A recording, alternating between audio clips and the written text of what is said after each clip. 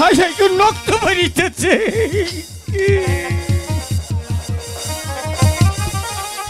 আনোয়ার আনোয়ার বাবা জোসনাবু জোসনা আমি তোর আগেই কইছিলাম ওই মরণ বিন তুই বাজাস না।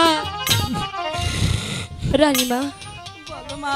রাজকুমারের ঘরে লইয়া যান। ঠিক আছে মা, আমি ঘরে নিয়ে যাচ্ছি। ঘরে লইয়া যাইয়া এক গ্লাস গরম দুধ কইরা আরে খাওয়াইয়া দিয়ে। ঠিক আছে মা, আমি তাই করব। আর আগামী 3 দিন ওরে ঘর থেকে বাইরে হইতে দেবেন না। ঠিক আছে। নইলে যে ওনার খুব বড় বিপদ আছে। ঠিক আছে মা, আমি তাই করছি।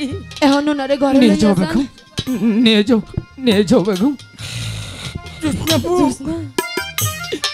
নিয়ে যাও মাতারা, নিয়ে যাও।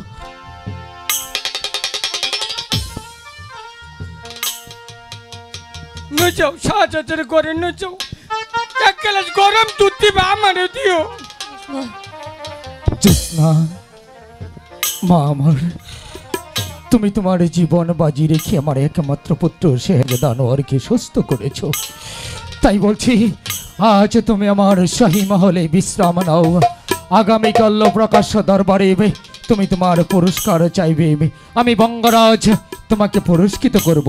যাও মা, নিয়ে যাও বেদের বুড়ি, নিয়ে যাও। ঠিক আছে, আমরা তাই যাইতাছি।